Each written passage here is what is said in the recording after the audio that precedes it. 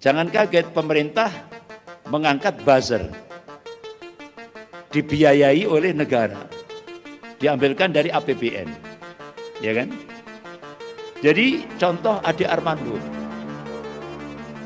dia lecehkan Allah, dia lecehkan Rasulullah, dia lecehkan Al-Quran, dia lecehkan ulama, dia lecehkan Islam. Sampai Majelis Ulama Indonesia Pusat minta kepada Bareskrim Mabes Polri untuk menangkap Ade Armando. Segera ditangkap. Dan segera dikenai KUHP pasal 156A tentang penodaan agama. Pertanyaannya, kira-kira Bareskrim menangkap Ade Armando enggak? Itu sudah suratnya itu sudah sekian tahun yang lalu sampai sekarang. Ade Armando dilindungi oleh negara, digaji oleh negara untuk melecehkan Allah, melecehkan Rasulullah, melecehkan Al-Quran, melecehkan Islam, melecehkan ulama. Dapat gaji dari negara, dari APBN. Itulah Indonesia sekarang ini.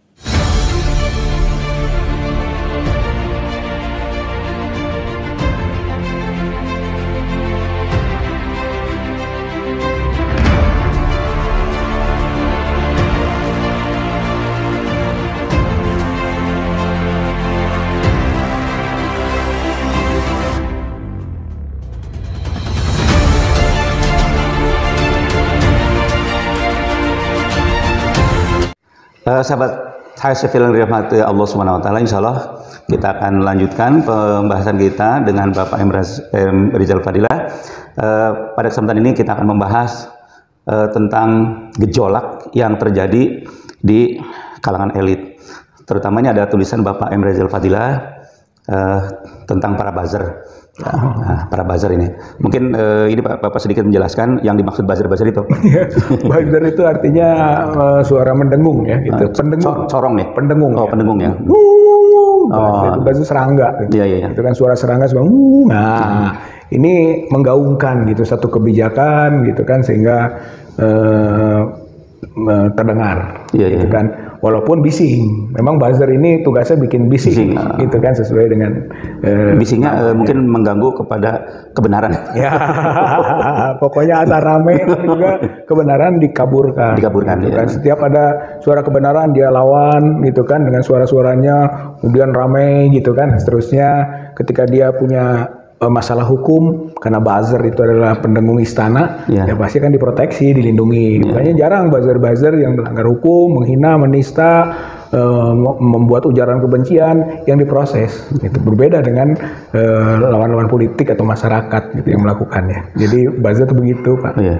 Pak, kalau saya dulu ya melihat dari presiden-presiden sebelumnya, sepertinya saya nggak mendengar itu istilah buzzer itu sampai ke presiden yang SBY itu nggak ada buzzer. Tapi kok di Jokowi ini sepertinya buzzer ini justru dipelihara. Mungkin alasannya apa nih, Pak? Ini fenomena baru dalam kekuasaan di rezim Jokowi. Yang dulu nggak ada buzzer. Itu juga menggambarkan bahwa mereka punya kemampuan sendiri kan menggaungkan, menyampaikan kebijakannya gitu.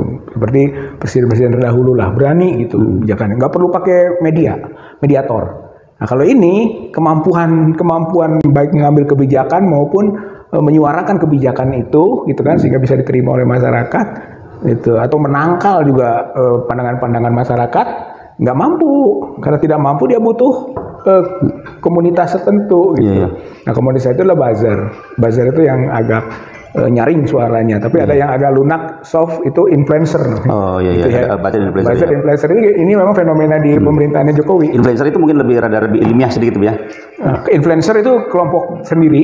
Ya, influencer itu memberi pengaruh. Anak-anak muda, kelompok-kelompok tugasnya merancang bagaimana memberi pengaruh masyarakat melalui suara-suara yang agak soft gitu. Tapi kalau buzzer ini kan jebret aja, beletak-beletuk gitu kan, mau menghina gitu kan, menyangka, menyampaikan. Jadi membuat bising saja. Kalau influencer tidak membuat bising, tapi mencoba untuk memberi pengaruh gitu kan dengan lebih soft. Tapi kalau buzzer itu ramenya Gitu, dengan ramainya mungkin akhirnya berlaku tesis, antitesis, sintesis. Jadi dicari sintesanya gitu, dari benturan suara itu, dan suara dia harus keras, buzzer gitu.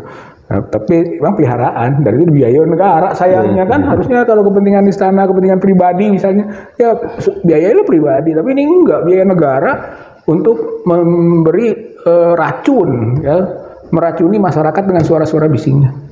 Ada nggak apa hubungannya Pak kalau buzzer itu bahwa pemerintah atau rezim ini sebenarnya lemah, tidak punya kemampuan untuk menghadapi berbagai macam kritikan? Ada apa itu Pak? Iya, tadi bukti itu gitu, bahwa yang ketika yang lalu-lalu itu kan rezim yang lalu punya kepercayaan diri dan dia kuat, mampu gitu. Bisa adu argumentasi gitu ya. Bisa adu argumentasi.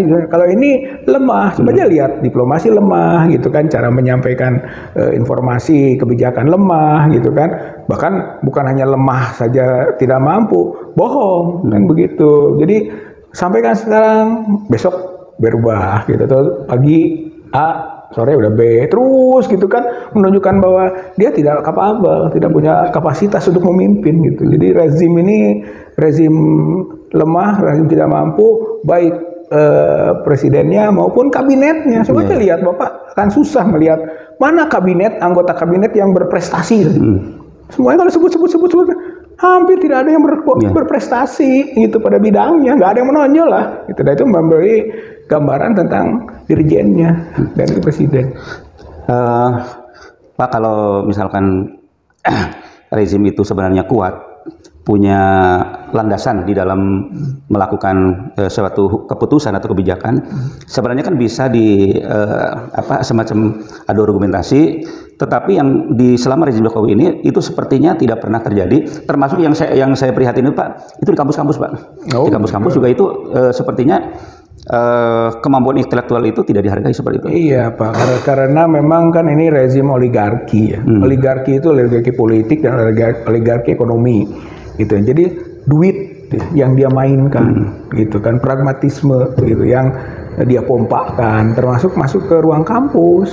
Kampus yang tadinya penyuara kebenaran gitu kan, itu bisa diredam dengan rektor-rektornya gitu kan, atau direktur di satu perguruan tinggi tertentu gitu. Dia masuk, dia kuasai gitu kan, dan itu uang itu. Jadi ini rezim bagi-bagi uang. Di samping bagi-bagi jabatan, ini rezim bagi-bagi jabatan dan bagi-bagi uang. Nah itulah akibatnya boros dalam pengelolaan keuangan. Nah itu akhirnya segala sesuatu ditentukan oleh uang. Ini ke pajak gitu kan, menaikkan BBM ini ya keterpaksaan karena memang sudah sangat boros gitu, bocornya besar negara ini gitu. Jadi betul ini karena ketidakmampuan gitu rezim gitu ya, rezim yang berorientasi hanya pada investasi gitu kan, seperti pedagang lah gitu kan. Jadi jual ini, untung ini cari gitu. Padahal ini kan negara kesejahteraan ya, negara welfare state gitu, negara untuk kemakmuran, bagaimana memakmurkan, bukan hanya sekedar untuk negara berdagang. Gitu kan, negara pedagang. Mungkin karena presidennya ini pedagang mungkin ya dulunya.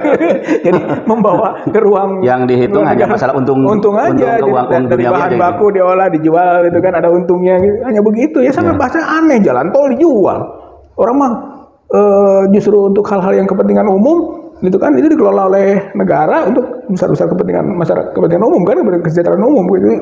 Ini enggak dijual, nanti untungnya katanya untuk masyarakat. Benar untuk masyarakat? Gitu kan, enggak, karena budaya korupsi gitu. Jadi dari untung itu bagi-bagi dulu di oligarkinya gitu. Kalau rezim oligarki begitu Pak. Pak, ini kadang-kadang yang saya prihatin itu kadang-kadang buzzer ini juga menyerang para ulama Pak.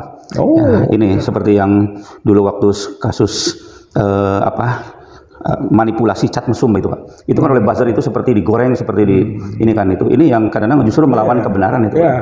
Karena buzzer itu kan juga bukan hanya sekedar menyuarakan kebijakan, tapi juga menangkal gitu kan, termasuk tadi meracuni, termasuk memfitnah. Jadi fitnah itu bagian kerjanya buzzer gitu. Oleh karena ini kasus cat dulu Habib Rizik gitu kan, kok nggak ada, dibuat ada, bahkan dibesar-besarkan gitu. Itu siapa sih nama-nama buzzer semua itu tukang fitnah itu gitu kan. Coba aja lihat tukang fitnah, ujaran kebencian gitu Pak, yang menyerang ulama, menyebut kadrun gitu kan, untuk lawan-lawan dia atau komunitas keumatan gitu, ke tokoh-tokoh keagamaan gitu kan. Kemudian diberi label-label radikal lah gitu kan. Oh kalau sudah istilah terorisme, wih peka dia gitu kan. Nah itu proyek bagi dia.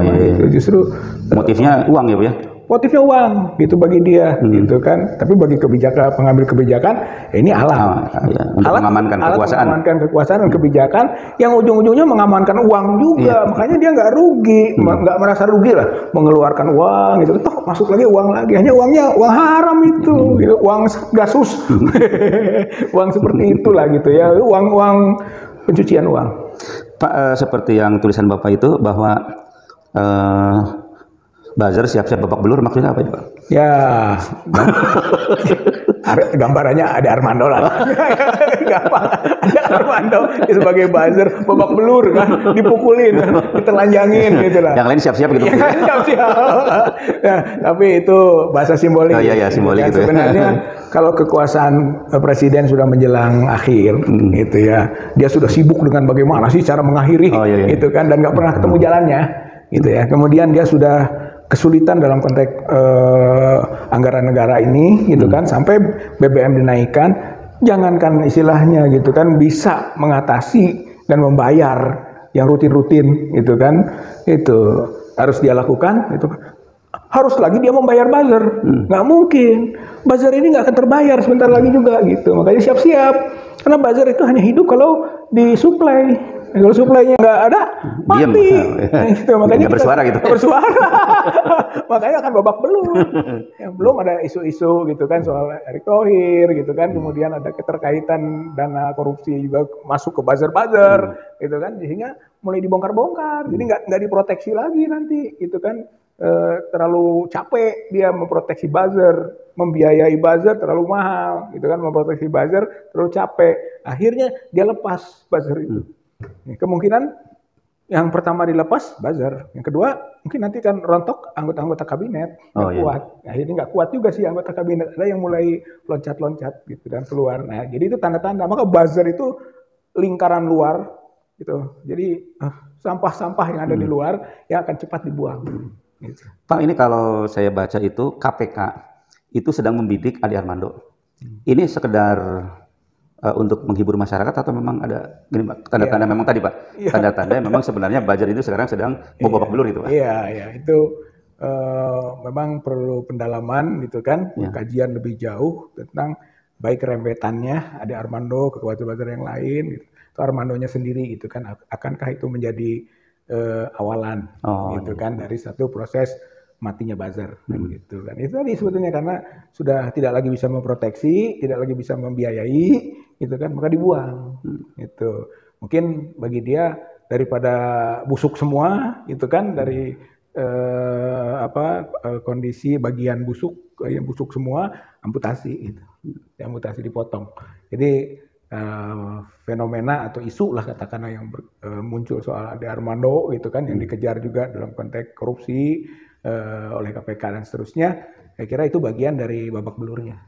Jadi bukan hanya babak belur dalam arti fisik, tapi babak belur dalam arti kantong. Ada nggak Pak bisa ditafsirkan ini Pak, bahwa dengan babak belurnya buzzer ini sebenarnya rejim juga mau babak belur juga Pak? Iya, iya. Kalau itu tanda yang melekat. Kalau saya melihat inherent itu.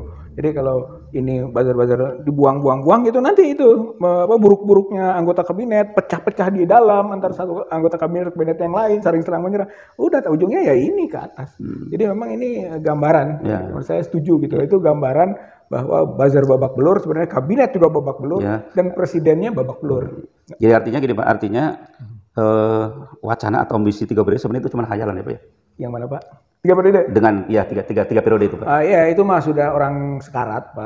Gitu. Kalau orang sekarat itu apapun dipegang atau udah nggak berpikir rasional lagi lah. Orang tenggelam apapun dia akan pegang.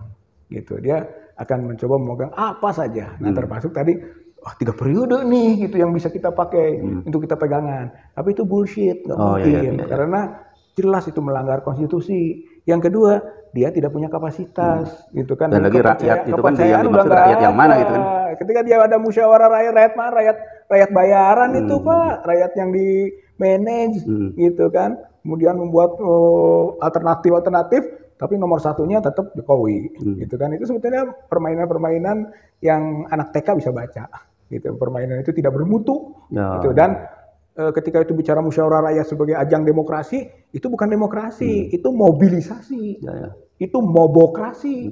Lain antara demokrasi dengan mobokrasi. Kalau demokrasi rakyat berkuasa, kalau mobokrasi gerombolan yang berkuasa, mob, gitu, gerombolan. Nah sekarang Jokowi ini sedang menggalang kaum gerombolan, gitu kan, untuk menunjukkan kekuasaan atau kreasinya melalui rekayasa-rekayasa. Jadi secara akal sehat itu sebenarnya tidak mungkin terwujud, gitu ya? Nah, Tidak mungkin terwujud. mau coba-coba dia ngangkat 3 periode, Pak, gitu, melanggar konstitusi, habis. Jangankan oleh itu, oleh BBM saja kebakar. Gitu. Baik sahabat sekalian, kita berharap mudah-mudahan ini adalah satu tanda baik dengan babak belurnya para buzzer ini, terutama dengan dibidiknya Ade Armando. Ini tanda baik bahwa setelah buzzer ini mungkin nanti menterinya akan bubar dan akhirnya istana pun akan bubar dan berakhirlah kekuasaan Jokowi. Itu yang kita harapkan. Itu keniscayaan dan satu proses politik. Iya. Secara runutannya seperti itu. Runutannya seperti itu.